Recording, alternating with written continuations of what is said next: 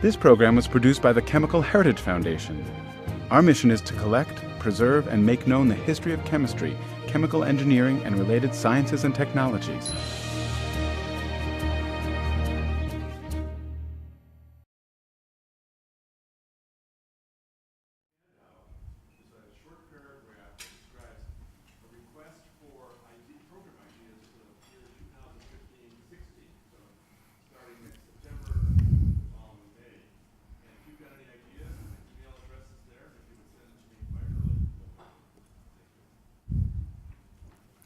So, counting down, 30 seconds to go.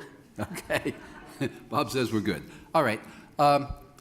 Actually, today's talk came about through the process that was just discussed, and the general idea that was put forward was how the materials science affect, and chemistry in particular, affect mobile technology. And that got sufficient votes that it became a topic. And I was one that suggested it, and I said, you know, what is arguably the most important technology that's affecting the world today, that's new and revolutionary? And it's mobile technology. It's, you know, it's ubiquitous. I think, you know, an audience like this, I don't have to explain why this is arguably the most important area. But very few people, and probably even some of us with our backgrounds, don't realize how much chemistry is underlying all this stuff. It wouldn't even begin to be possible. And I just listed a few things: batteries, various types of sensors. Sensor technology is all about materials. Displays, of course, memory, semiconductors, touchscreens, and on and on. There's so many ways in which chemistry and other materials sciences underlie this stuff, and most people don't know it. So then the question was, what's a leading company in this field? And I thought immediately of Universal Displays, which is the local company. And I think maybe without any further ado, I'm going to ask Steve to come up and talk. His bio is in the handout, so I won't repeat that. I would just say that this is a company that I've been somewhat aware of for a number of years, and they have sort of exploded.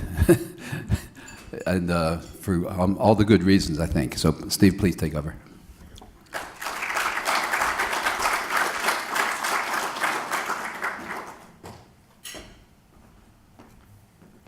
I don't know if the phrase exploded, I would use the phrase exploded, but if we did, we had a really long fuse. And I'm going to talk to you a little bit about the length of that fuse.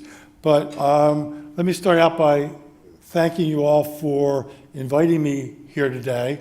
The Chemical Heritage Foundation is an undiscovered gem. I've been a Philadelphian almost all my life, and I didn't know it existed. So I want to thank you for inviting me here. So I've learned something new about my city, and I'm going to bring myself and my kids and my family down here to visit it, because I find it fascinating, and I think it's really important that we integrate science more into the fabric of our everyday lives. That's a different conversation. Today I'm going to talk to you about the story of our company, or at least some of the story of our company. And you, by seeing the title, let's see how this works. Okay, that's us. That's supposed to go around. It's not going around. Let's see if the we are a public company, and so as a public company we have lawyers, and as lawyers we pay them a lot of money, so they get to write these things. Basically, hey, I was trained as a lawyer, so I used to have to write that stuff too. That's why I don't do that anymore. Basically, it says, do your homework and things can change. Okay. So, who are we, and what do we do? We're involved in OLED technologies. OLEDs are organic light-emitting devices. It is different from LEDs, Nakamura-san, and two of his colleagues just received the Nobel Prize in chemistry for the invention of the blue LED. We are OLEDs. We're complementary technologies. We compete in some areas. I don't know if I'll be getting into that a whole lot today, except to say we see the future of things like lighting to be solid state lighting, a combination of LEDs and OLEDs. What we try to do is make innovative energy efficient products, increase our sales and earnings while making the world a better place for ourselves and our children. We have Children's Day every year, Bring Your Child to Work Day, and that's just some of the kids that come there. The unofficial motto of our company is have fun and make money, and that's really what we've been trying to do. We had fun for a long time. We only started making money recently. It's even more fun when you make money. Okay, smartphones. Samsung Galaxy. Without the Samsung Galaxy line of smartphones, I'm not quite sure where we would be. And in case you don't know what an OLED is, nowadays I guess more people, well, let me start. Who knows what an OLED is? Okay, who doesn't? Great. Who has a smartphone? Who doesn't? Okay, well, you know what? 5 years ago, nobody would have had a smartphone. So an OLED is an organic light emitting device. I'm going to go through it in, I don't know, 15, 20 minutes, talk to you about how you make it. But it makes the screen brighter and crisper. You compare the OLED screen, which is on the Samsung line of Galaxy phones, to the LCD screen that is on your Apple iPhone. And those are really if you're at a table and somebody has the iPhone and somebody has a Galaxy phone, compare the screen, see which one you like. I think you're going to like the OLED better, and that's not just because it's my business. It really is a better screen. You can do things with OLEDs that they never thought you could do with LCDs. You can have curved phones, for example. And both Samsung and LG have developed curved phones.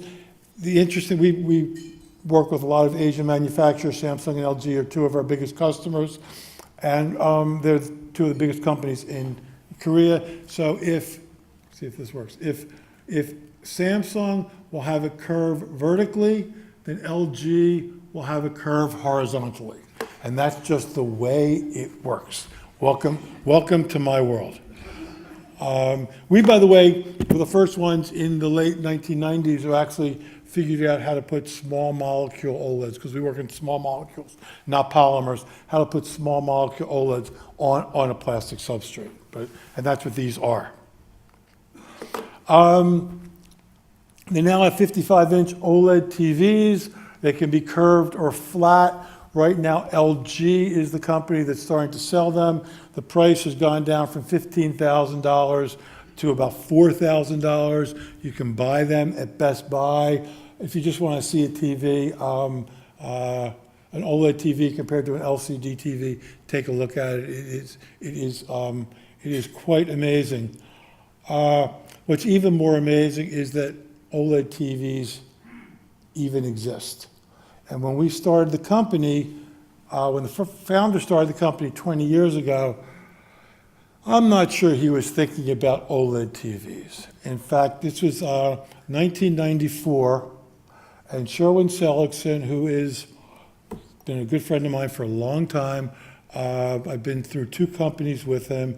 He's a visionary that has never had a traditional job. Horatio Alger story, high school dropout, made his money first betting on the horses, and then the stock market, which is same skill set, different environment. And he's just very interested in a lot of things. So in the 1980s, 70s and 80s, Sherwin was involved in the invention of digital cellular radio, and I helped him out on that, as did a buddy of mine. Then we left that company. The company's now called InterDigital Corporation. It's located out of King of Prussia, you may know of it. And in the early 90s, Sherwin was looking for the next thing to do, and he read about some research going on at Princeton University. So he went and visited them and saw a green glowing light that lasted 10 seconds. And this is what separates people like Sherwin from the rest of us. He saw in the future of that little green light, the future of mobile telephony. Maybe he even saw flat panel TVs. The reason I'm not sure he might not have seen flat panel TVs is because in 1994, all the TVs were CRTs. You didn't have flat panels back then. You know, we had car phones, but LCDs were just kind of starting. In 1996, so Sherwin came and talked to us being myself and my friend who's a finance guy, and he said, if you like the old company, you really like this new company. We're going to change the future of displays. I said, sure, that's great, but back in the old company, when we ran out of money, we just got new credit cards because we were single guys and it didn't really matter. So now we have wives, mortgages, and kids. He says, what do you think you're going to need? He said, well, probably need $6 million just to figure out, not for us, by the way, $6 million to fund the research at Princeton University and really see what this is all about.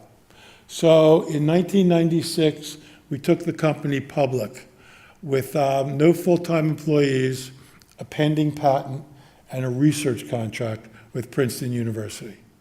Those were the days. You can't do that anymore.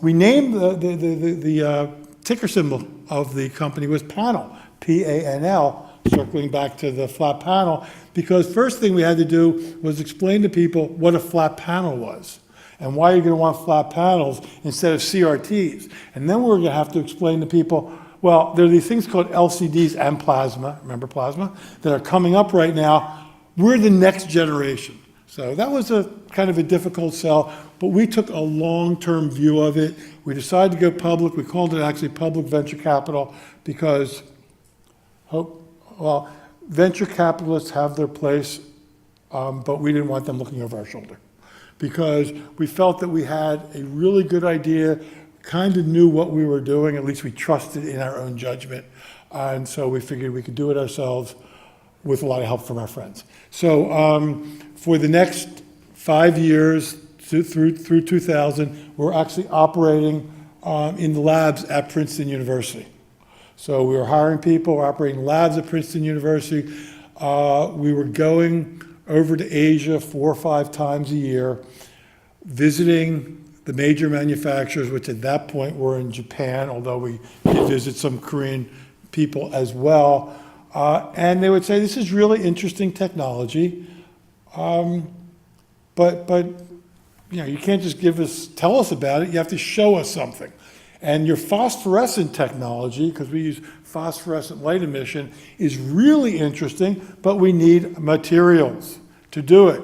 And so Sydney and I, my partner, came back and said, well, our original plan was to be a patent licensing company, go over there, do the research with Princeton, license the patents to the major Asian companies, and watch our kids play soccer. Great plan. Men makes plans, and God laughs.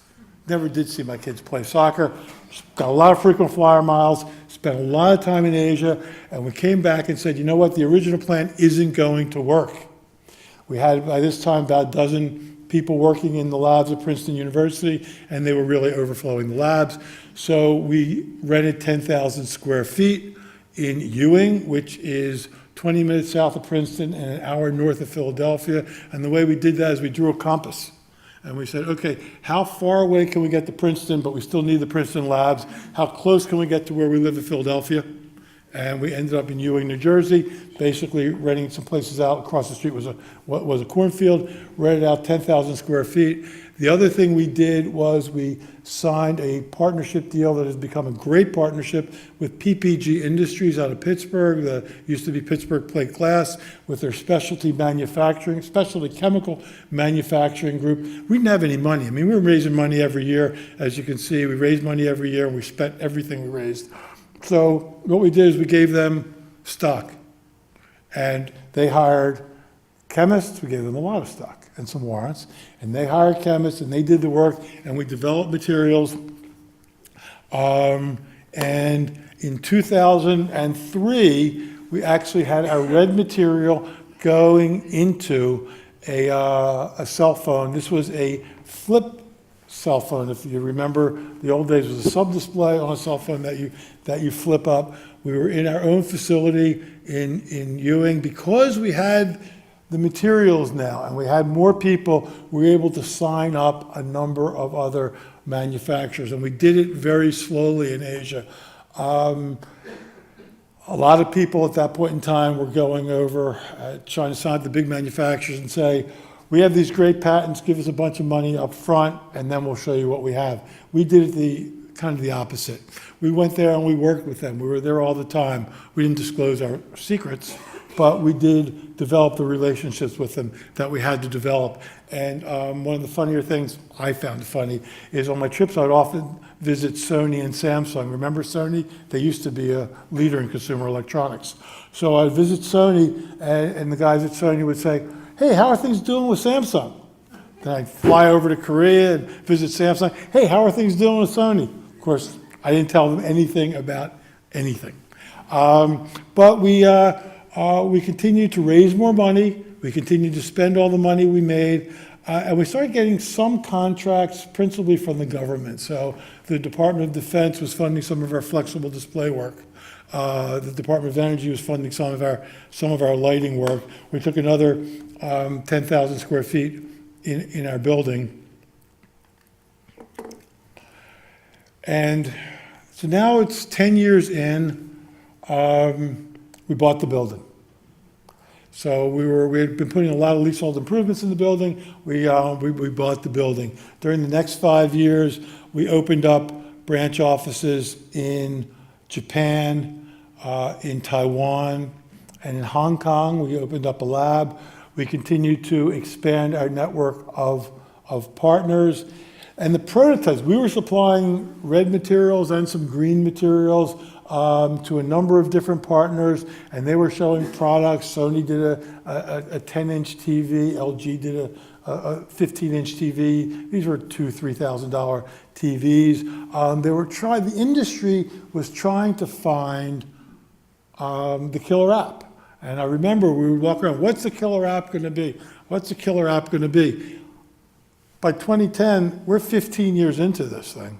We're showing, on our best year, maybe $20 million of revenue, which means we were losing about $30 million.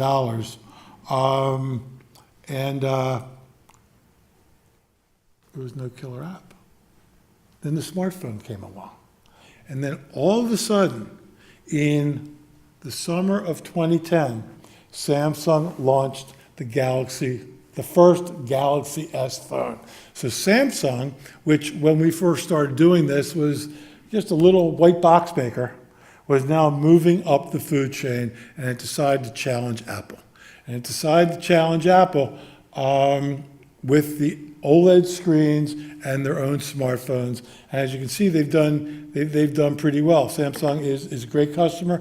They're great people to grow with. By 2011, they were selling a number of Galaxy phones.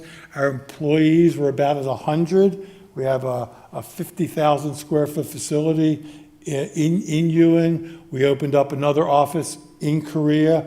Our employees, by the way, are from we're born in 20 different countries. And I don't include California as a foreign country. So it's really cool. We have the flag in our lunchroom. We have company lunch for everybody on Wednesdays. Used to start out as pizza lunch for a dozen people, and now it's lunch for 140. But we have the flags of all of our employees' birthplaces around the lunchroom. It kind of makes you proud of your company, makes you proud of a lot of things.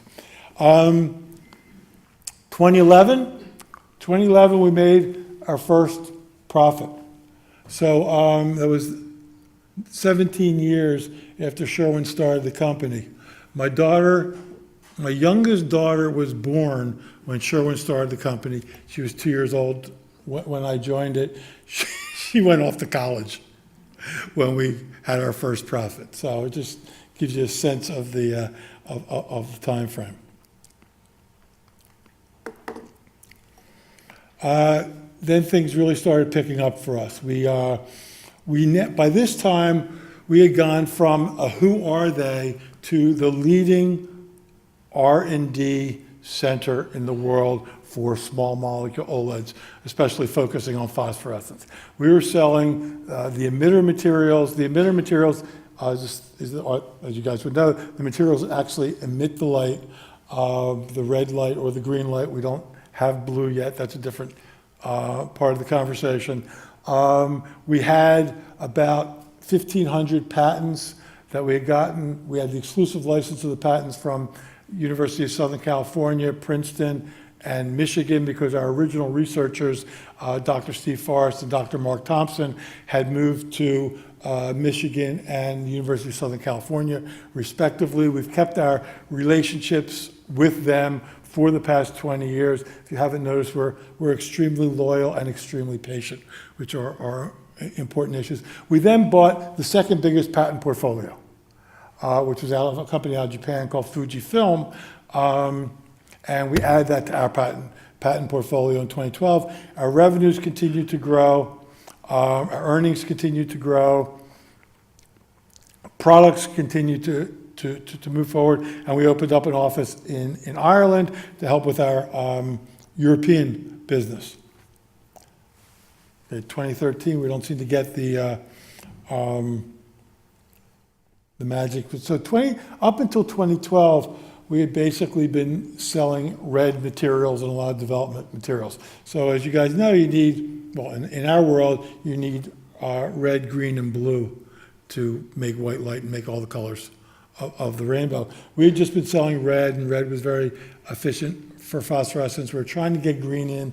We couldn't really get green in. In 2013, we actually invented an emitter-host combination. So, not telling you guys anything you don't already know, but you dope a small amount of the emitter into the host. It's kind of like, we like to use the example of chocolate milk. The host is the white milk. The emitter is the chocolate milk. You put a little bit in. The chocolate, really good chocolate, costs a lot of money, but it's worth it because you get really good chocolate milk. And that's our sell. In 2013, we started selling green emitters as well. And in addition, because the business was really starting to take off, we were starting to hear rumblings out of China, more than rumblings. We opened up a second factory to help produce our materials. So our first factories is PPG. PPG is our contract manufacturer.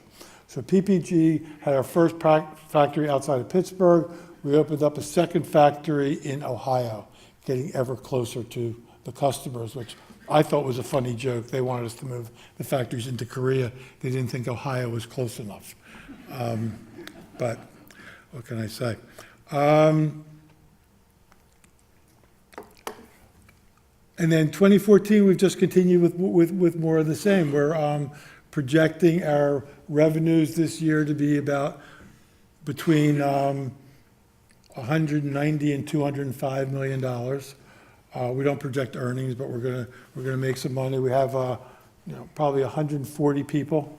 We have offices all over the world, and it's all based on, since I'm here, chemistry. Well, the marriage of chemistry and physics. It's interdisciplinary, because this is how an OLED works. This is how you make an OLED. You start with a substrate, either glass or plastic or metal foil. If it's plastic, you need a thin film encapsulation barrier. As I was coming down here yesterday, one of my chemists received the invitation. He said, tell him, he said, you know Joseph Priestley invented oxygen, or discovered oxygen? I said, well, yeah. He said, well, tell him oxygen kills OLEDs. So why are you doing the talk? It's true, oxygen and moisture kills OLEDs. So we have a thin film encapsulation barrier, which inhibits the ingress of oxygen and moisture. You then put on the anode. You have hole injecting and hole transporting materials in there. You then have the emissive layer, which is what we focus on, the red, green, and blue, emitter and host. We have red, we have green, we have been working on blue. Blue is very difficult. It operates at short wavelengths.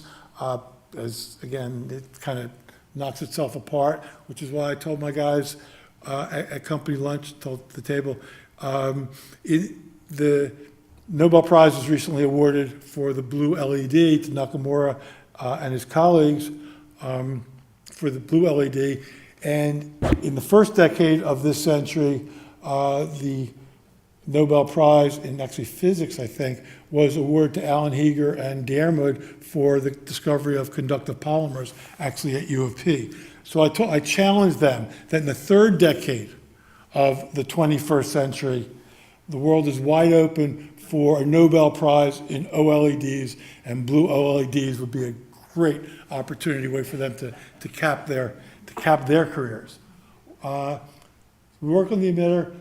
Then you have electron transporting layers. Electrons come down from the cathode. You seal it up, and you emit light. This entire device, this very simple device, is about 1/1000th the thickness of a human hair. So many of these layers are 5 to 10 to 20 molecular layers thin. So you have to really follow the recipe. You have to be really careful, and you have to be very precise in what you're doing, and that's why not that many people can do it. What our key is right now is phosphorescent OLED technology. So in the beginning of OLEDs, in the mid-1980s, Ching Tang and Steve Van Slyke, two chemists from Eastman Kodak out of Rochester, discovered that light could be emitted efficiently from an OLED. Actually, a gentleman named Dr. Polk discovered it in the 60s, but it wasn't efficient. Ching discovered that you could emit light efficiently using the process of fluorescence in the mid-80s. One of the apocryphal stories is he was working on solar cells, he reversed the leads, it emitted light. It's a good story. I'm not sure if it's true. Sometimes he says it is, sometimes he says it isn't. Any event. So they invented fluorescent OLEDs. Now, fluorescent OLEDs utilizes 25% of the available energy in the OLED to convert into light. The other 25% is wasted as heat. What phosphorescence did, what our researchers did in the late 1990s, is figure out a way to get all 100% of the energy out of the molecule, generate as light, not heat. Theoretical possibility, we don't always get there. That's why our chemists continue to be employed, continue to invent new molecules, but it's a theoretical possibility in some of our materials where we are pretty close to it. So AMLCDs, LCDs, the $150 billion giant in our industry, continues to improve. In fact, one of the more recent improvements they had was using LEDs, there goes Nakamura and his team, as white backlights for the smartphone, which decreased the energy consumption, increased the brightness of the smartphone. So LCDs continue to improve. They continue to try to achieve what OLEDs inherently have. So at this point, if you have an AMLCD, this is the power in megawatts of a certain model of OLED display. Actually, if you're just using red phosphorescence, the AMLCD in this model is more power efficient than the OLED. But once you add green, the FOLED, the Galaxy, is more power efficient. And when you add blue, you're using maybe 200, 250 milliwatts of power. So this is one of the keys of our company. We have the basic patents on it. We have lots of materials flowing out about it. And it is one of the important things that have enabled phosphorescent emission of light from an OLED, has enabled this industry to grow. We're focusing on a number of markets. In the display market, there's a smartphone tablet market. You can see the reasons why. Looks better, uses less power, should be cheaper. TV, thinner, looks better. Again, I invite you to go to Best Buy. You can see the OLED TV. If you're a sports fan, watch sports on it. It's absolutely awesome. And lighting. Lighting, I'll have a couple slides on lighting a little bit later, but you know, OLEDs are a light source, and lighting is something that sucks up a lot of energy. So OLEDs are really important in lighting as well. I look at this chart. This chart is by the mavens at Display Search. They're the ones in the display industry that do the projections. If you got rid of these numbers at the top, I have been using this basic chart for 20 years because you're basically showing the growth of the industry. For the first 10 years or so, we kept on moving out the numbers. And then once we hit 2010, actually we had to move in the numbers because since 2010, since the introduction of the smartphone, the industry has grown quicker than the pundits have imagined it would be. This is an LG, just to reiterate, compare LCD to OLEDs. It's a lower bill of materials. This is the OLED on this side, so there's a lot less stuff. There's a lot less stuff, it's cheaper. TV has a lot more stuff. So it's cheaper, better, looks better. So now the big issue is getting enough manufacturers involved. So you have Samsung and LG. You have Japan continuing to try to create a mega company with a combination of Hitachi and Toshiba and Sony. They formed Japan Display Industries and JOLED. And you have a number of companies in China who are moving up the curve. We've announced working with one of them now. And a lot of the TVs that LG is making are going into China because they really like this. So how do we work? We're at the center of an ecosystem that is a collaborative ecosystem. We work with other material companies.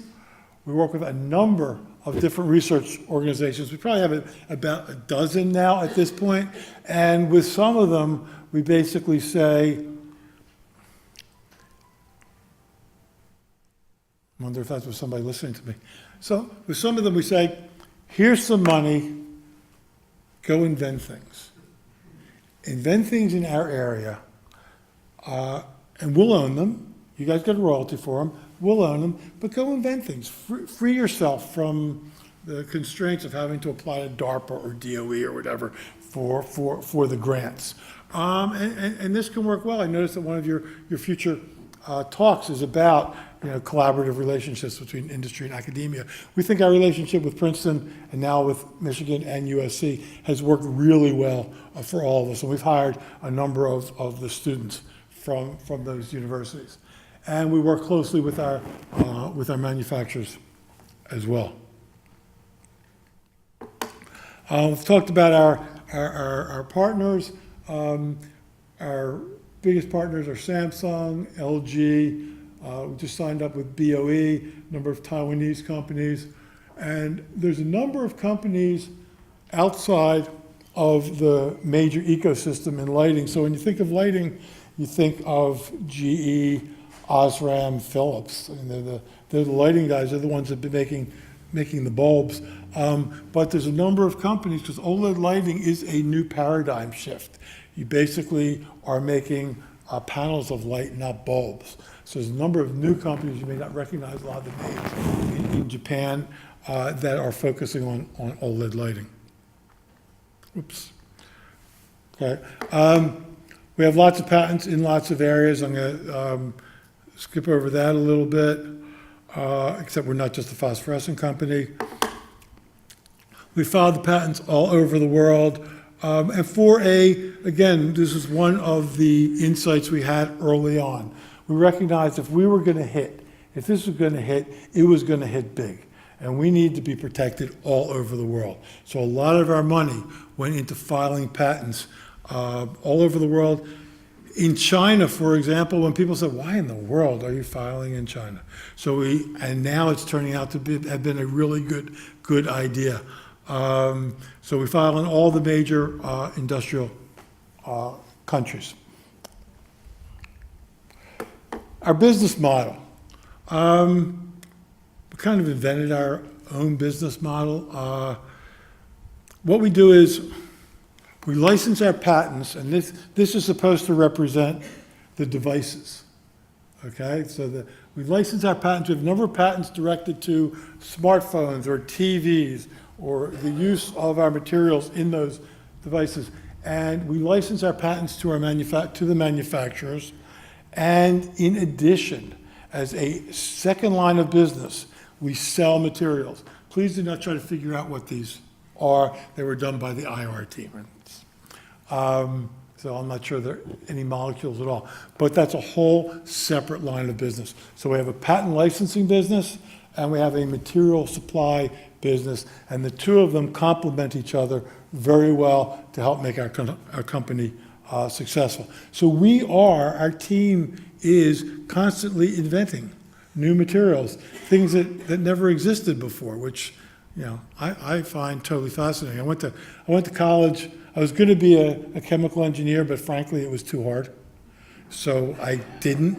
One of the many mistakes of my life, but I've gotten back into chemistry, at least through our team.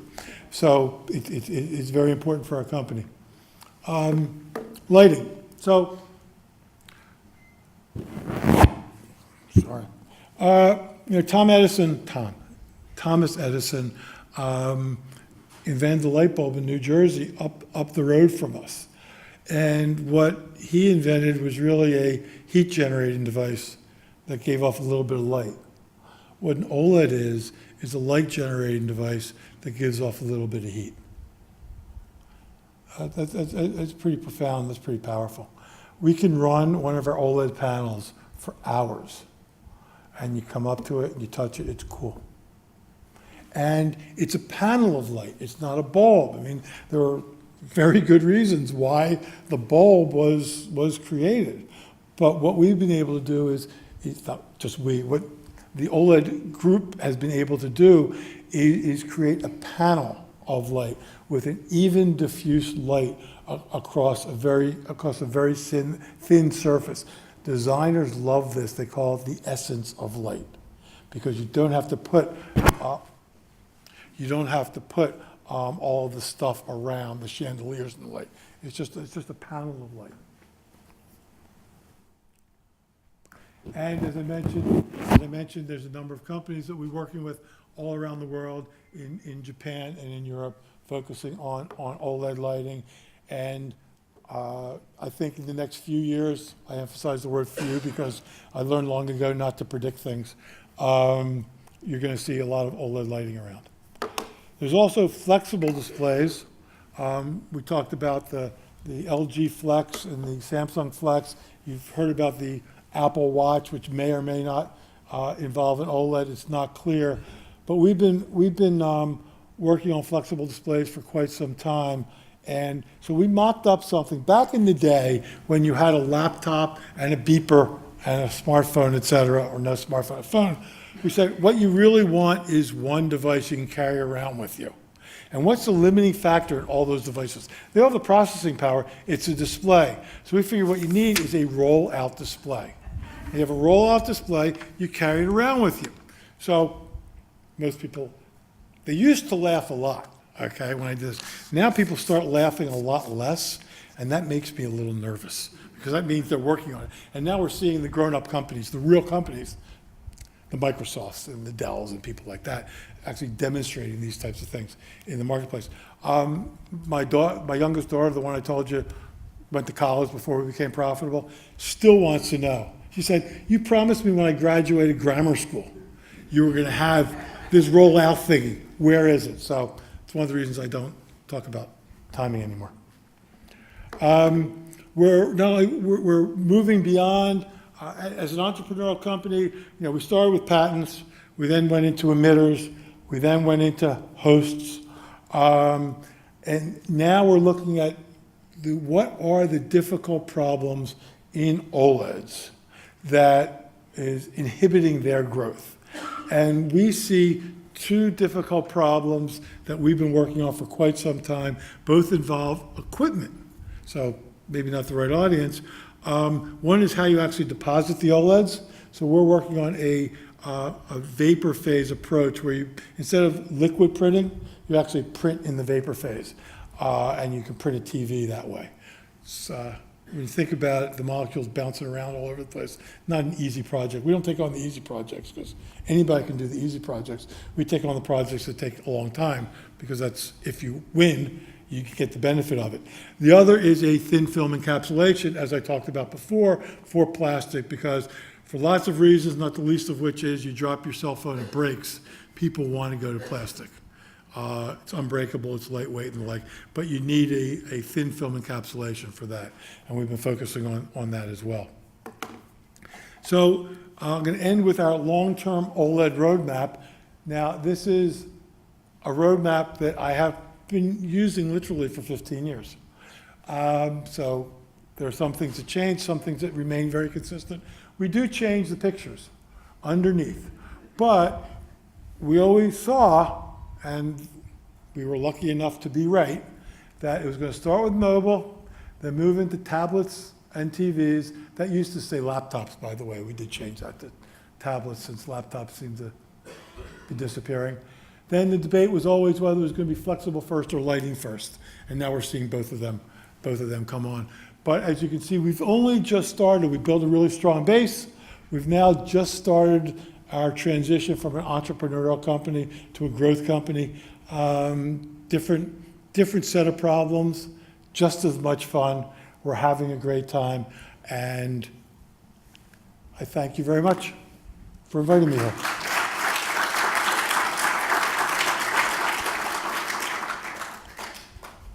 Am I supposed to take questions? Anybody have any questions? There we go. Are we all alone in this market? In the emitter market, the phosphorescent emitter market, we are all alone. We have the fundamental patents on the process of phosphorescence. We're the only ones selling phosphorescent emitters commercially. And we have built a very strong chemistry team in developing the emitters and protecting our specific emitters. In other aspects of our business, the host aspect, we have competition with other companies as well. Some of the major ones, like Merck, the people that are in the LCDs, not our Merck, but the German chemical Merck, and some companies in Korea and Japan. I'd like to start by just saying thank you for explaining the difference between your technology and that done by Ching Tang, the fluorescent technology, because I've seen locally here, he got an award in 2001 for OLEDs, and then he got the Wolf Prize, I think in 2011 or something, for that. So I was surprised, and you clarified what the distinction was. As a competitive type of technology, though, has fluorescence ever succeeded in improving their efficiency? No. Fluorescence, fortunately for us, unfortunately for them, was basically limited by their 25%. And now, it took a long time to get there. So, when they first started, for example, they could compete with LCDs. But because LCDs improved so much, the enemy of your enemy is your friend. LCDs improved enough so that fluorescence no longer really had an ability to be the full solution. Having said that, everybody still uses a fluorescent blue because we have not yet solved phosphorescent blue. So they're using phosphorescent red, either phosphorescent or fluorescent green, depending on the application, and a fluorescent blue. And we, over time, it is our goal to make it an all phosphorescent device. My pleasure. You mentioned in passing Professor Pope as the first to observe and understand light emission from organic materials. I'd just like to comment that Martin Pope is now 97, alive and well, and still productive in the spectroscopy of organic materials. That's fabulous. That's fabulous. Have you ever spoken with him, or does he understand the role that he played in this market? Oh, absolutely. I communicate with him, if not daily, then weekly, because I prepare materials for some of his programs, and he received the Davy Medal from the Royal Society about 5 years ago. Well, please thank him on our behalf. I'll do that. Yeah. Oh, there we go. What's the advantage of the phosphorescent technology that you are practicing compared to that made by Merck? I assume it's a different technology. Merck really isn't selling phosphorescent technology. What Merck is focusing on is, now I'm going to get into another layer, they're focusing on solution processable or inkjet printing materials. So the way OLEDs are made today, the way our customers make them, is you use a vacuum deposition machine and a shadow mask. What Merck is trying to develop their materials for are for inkjet printing. And would that be a cost advantage, or what's the reason for going that way? Well, I've been asking people that for 15 years, and no one's given me a really good answer.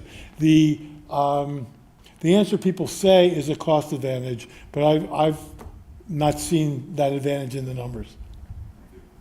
You're welcome.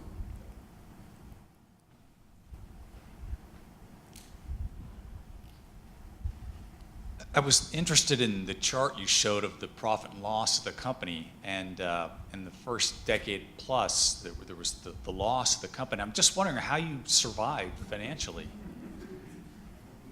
Doesn't everybody do that?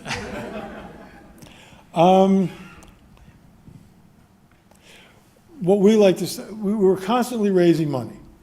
So because we were a public company, we did have public stock certificates. So we had public capital. It did have a fair market value out there.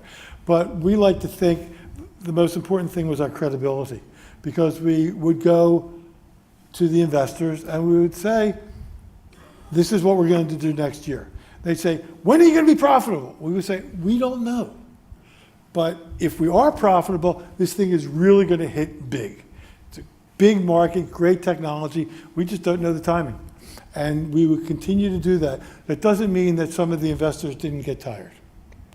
Some of the investors, though, have stayed with us from the beginning.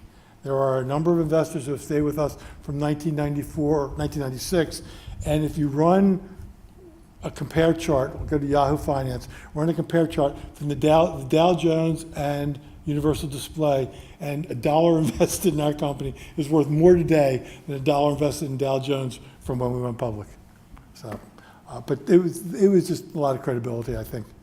This is all public capital markets? Well, we did a lot of different types of deals. So we used our public valuation as a benchmark. Sometimes, we might do private deals or what have you. And you just issued more stock? Yes. We issued more stock, and therefore, use the word, yes, the existing shareholders were diluted, but the market value of the company increased. So, that's a whole different conversation. When I talk to young entrepreneurs, I really say, you don't worry about the dilution factor. That's not the key factor. The key factor is success. And if you're success, there's going to be enough money to go around and for you to give to your kids and for you to give away. Anyway, it's a pet peeve of mine. But.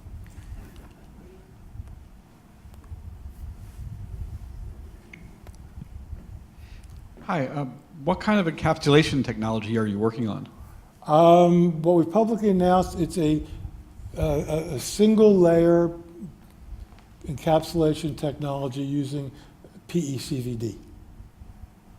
So what the importance of single layer is, the way encapsulation has been done in OLEDs up until now is that you have dyads of an inorganic, organic mixture, and you do 3, 4, 5 dyads. And that's an expensive process, and it takes a lot of time. So our guys figured out a way to get the same results by using a single layer.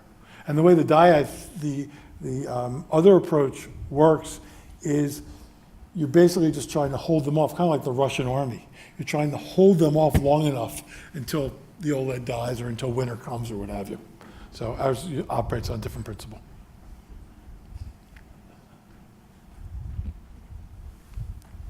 Could you describe the amount of effort you have to put in to police your intellectual property? And how much work, how are you able to stay ahead now? Because now your original patents should be expiring to stay ahead of the technology that people can't use the original patents to be now getting entry into your area. Sure. So I'll go to the first question. One of the things I am really proud of is we've done all of this without any litigation.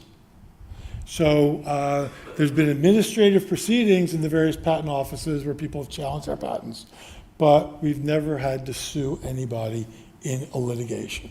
And I am very proud of that because we really try to cooperate and collaborate with the industry, and we try not to say, we own this, give us a lot of money. We say, we're all in the same boat together. If you make money, we'll make money. We just can't both make all the money we want to make because that's the way collaboration works. Our original fundamental patents expire between 2017 and 2021. There was a set of the phosphorescent patents, but we always knew that was going to happen. So we've been inventing a lot of different structures ever since. So we think our patent portfolio will remain strong well beyond that time frame.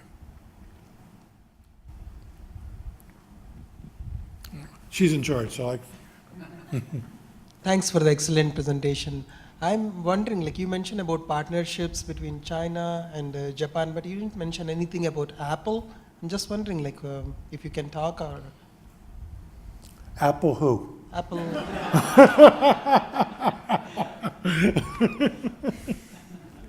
I'm sorry. You want me to say more about Apple? Yeah, Apple's an amazing U.S. company. Any of you that, with our customers or potential customers or even non-customers, we don't say anything about them unless they say something first.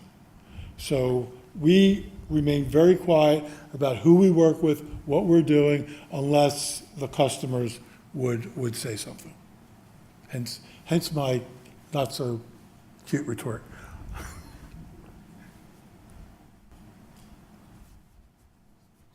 have a question about how you organize your research.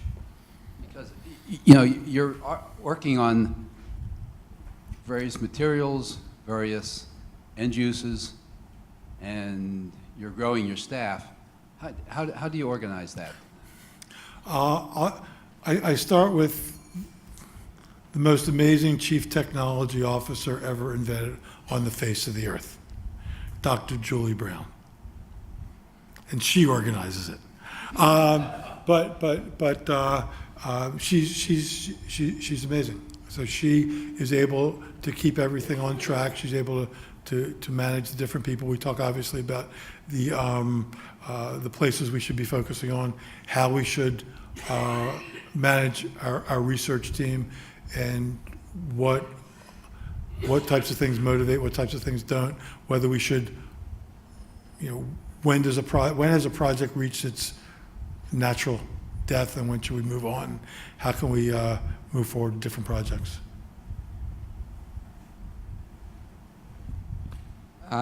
Your OLEDs have high efficiency compared to other light sources. What's the material cost for a given amount of light compared to alternative technologies? Great question. It is right now higher than other lighting technologies, which is why it's not in the market yet. How much? What's the...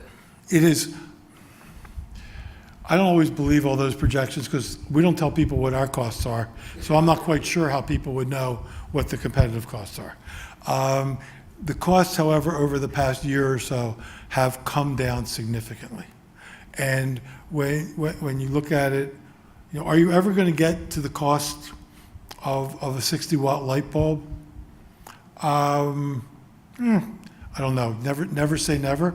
But by the time we get there, there may not be any 60-watt light bulbs. There'll be LEDs, and they'll be more expensive than a 60-watt light bulb. And people will be evaluating the life cycle cost of the devices, not just the initial cost.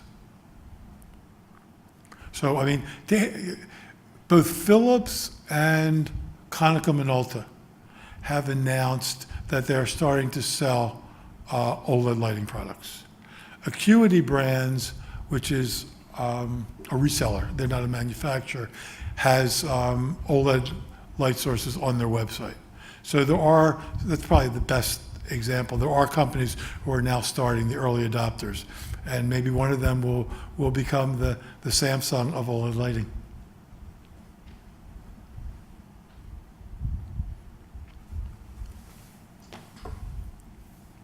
Still time for another question. Anybody has one? If not, Steve, it's been a great talk. Wayne, thank you very much. Thank you so much. Take a minute.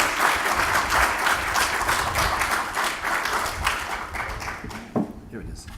Just a little token Thank of you. appreciation from CHF. Thank you very much. Thanks a lot. And thank you all for inviting me here today. It was very illuminating for me too. Ooh. Very good. Okay, see you at the next meeting, don't forget.